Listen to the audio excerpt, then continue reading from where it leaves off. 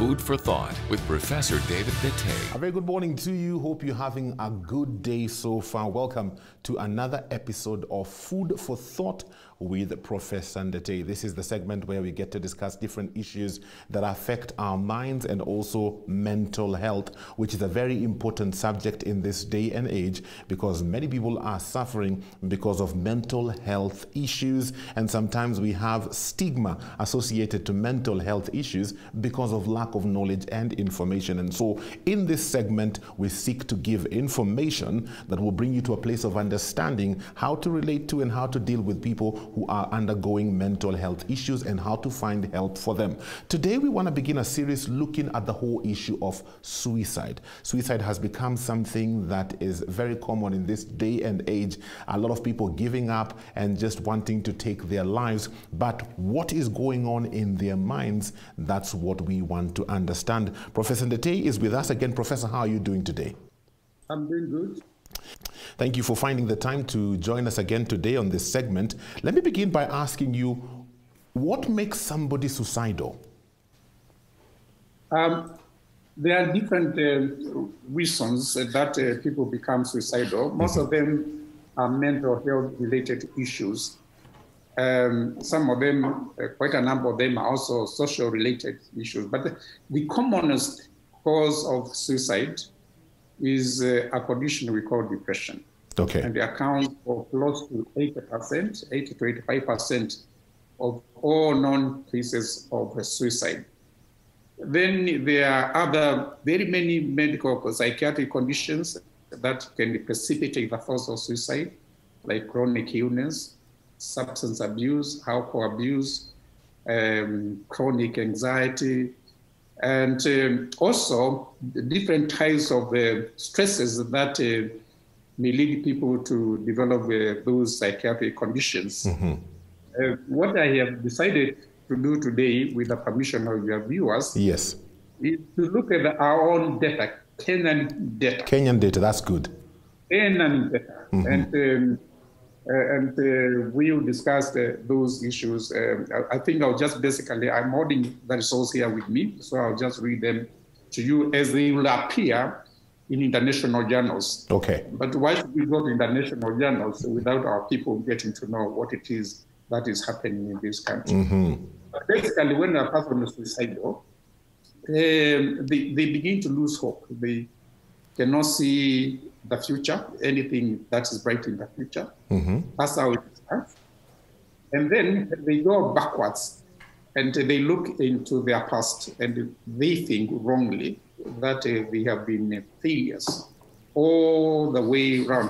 When in actual fact, many people looking at them would think that they are role models, they have been very successful. Okay.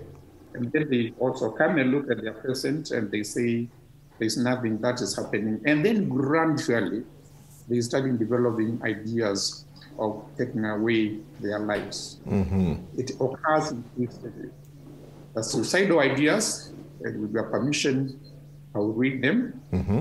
And then when they have gone past the suicidal ideas, they start planning how to take away their lives. Yeah. That we call it the suicidal plans.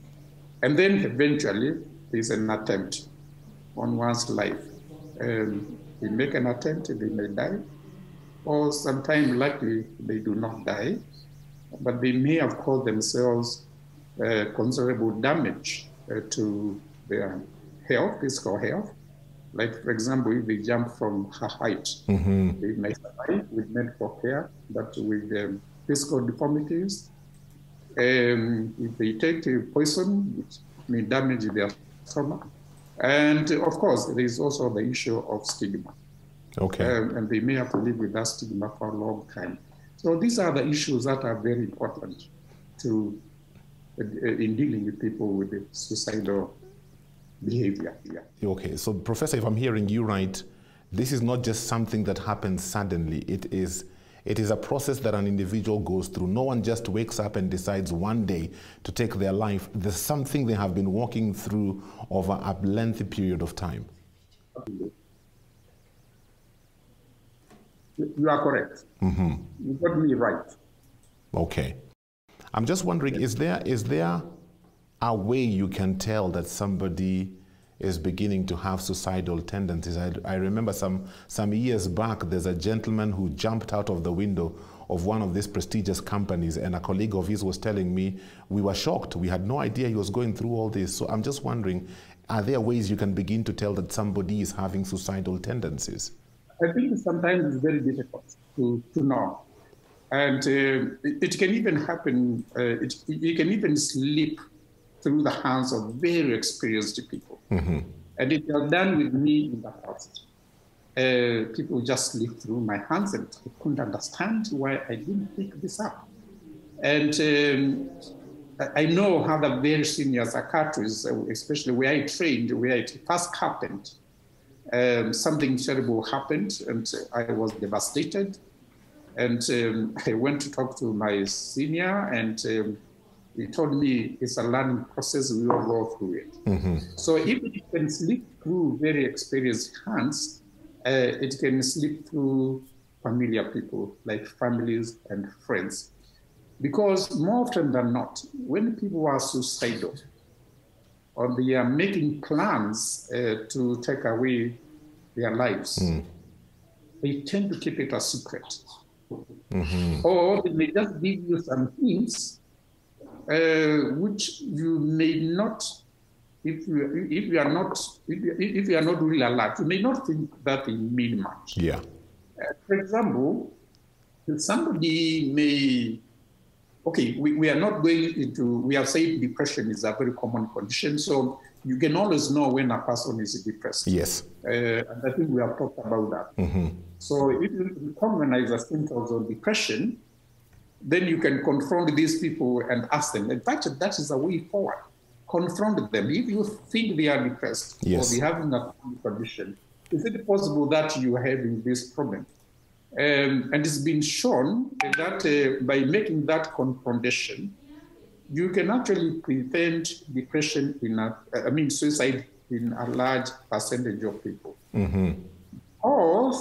Because people with the depression, or people who are making plans to kill themselves, mm-hmm, about 80% make an attempt to get help or talk to somebody in the hope that the issue of suicide might come up.